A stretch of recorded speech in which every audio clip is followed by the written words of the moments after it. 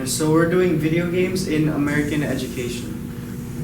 So in recent years, there's been a creativity crisis where schools focus too little on outbox thinking, which is fluid or original thinking. So it's been declining since the 1990s up till 2017, and has been damaged even worse by the pandemic.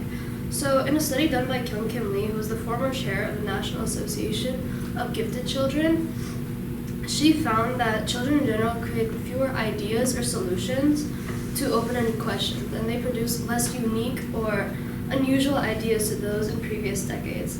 And they found out that ages 5 to 6 were affected the most.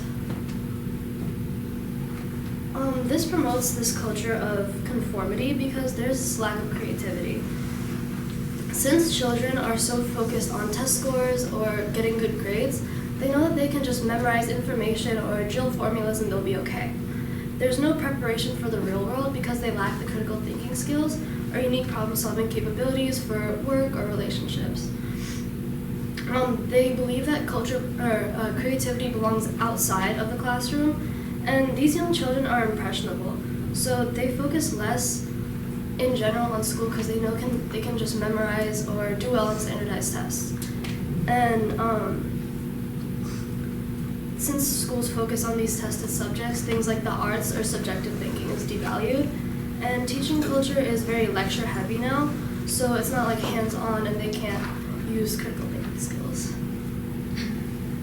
Outdated educational environments play a significant role in students' low interest in learning and the lack of focus that students are today displaying in the classroom. 45% of students are reported as being engaged in a classroom, meaning that a little over 50% of students find themselves lacking in proper interaction or a firm understanding with what is being taught.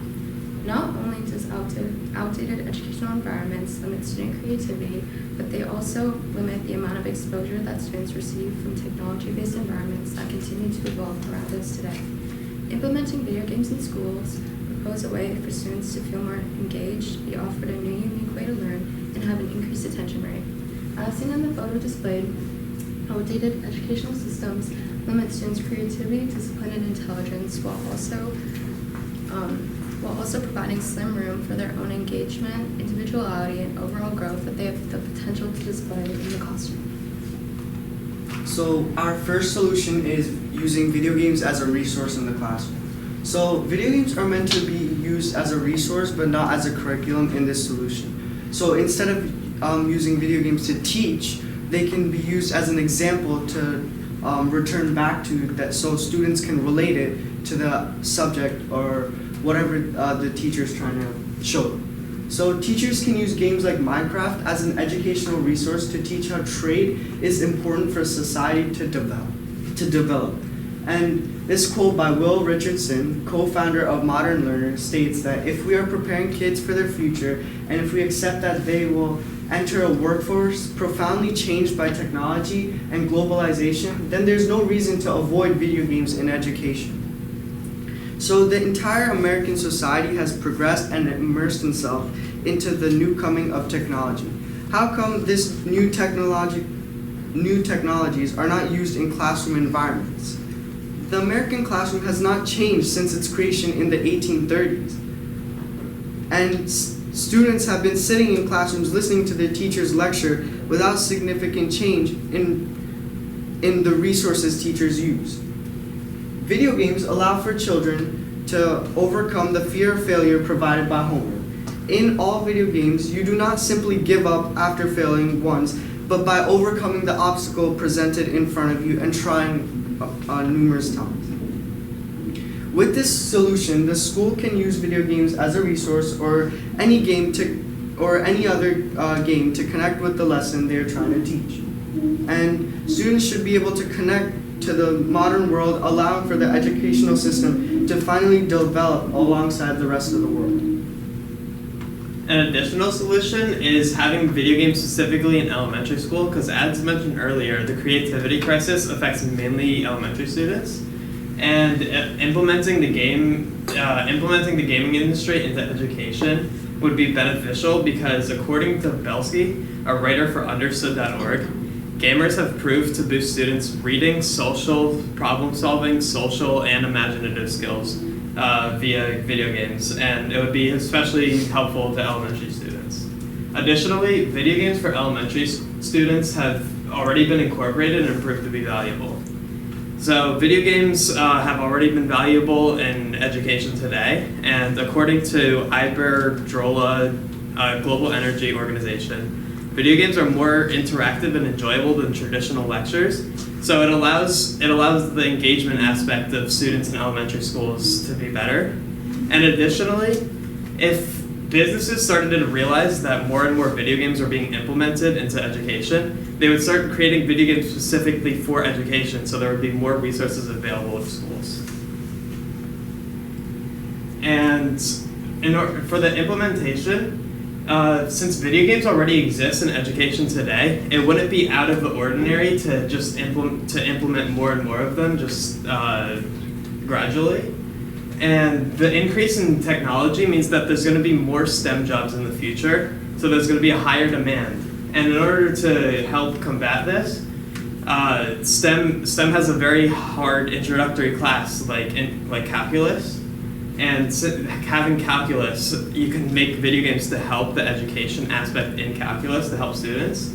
And an example of this is the game Mission Prime, as seen here, which deals with a trivial calculus concept called optimization, which helps students overcome difficulties with optimization without the fear of failure. And additionally, teachers are able to incorporate games into their education process without any risk, because if it doesn't prove to be effective for them, they can simply just not incorporate it in the future. So pros and cons of these solutions. Pros are students can get used to using technology in their lives, they can problem solve better, and they can learn essential skills during their most critical periods, which is elementary school. And video games are more engaging than traditional lessons and can be more appealing to the younger students.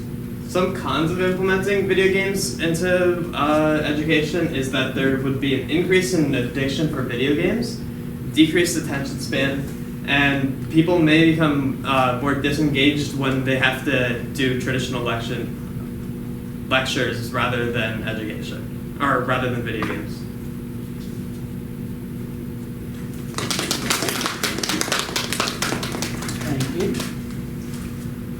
Alright, so we're going to ask each of you folks a question.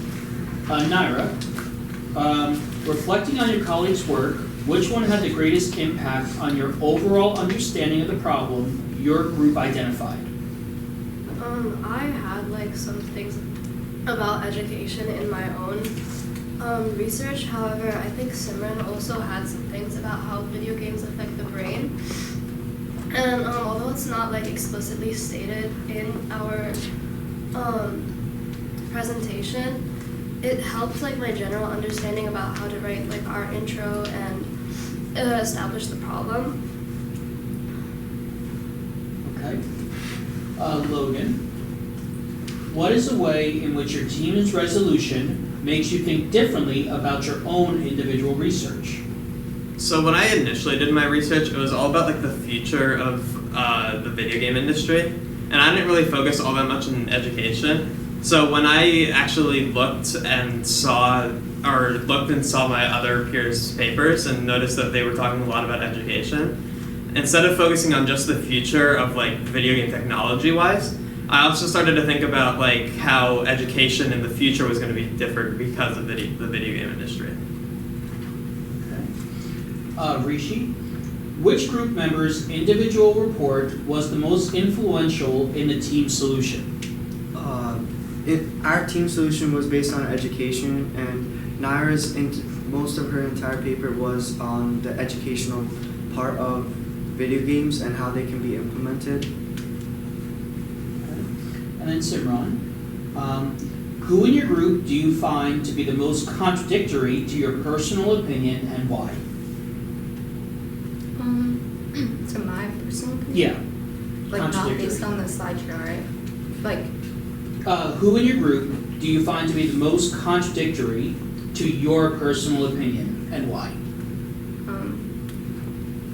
maybe Logan's, because I didn't really like about video games in a broad sense, like since mine was more so I didn't think about like the futuristic element of video games and like how broad it could be implemented into today's society. Okay, thank you very much. You look good.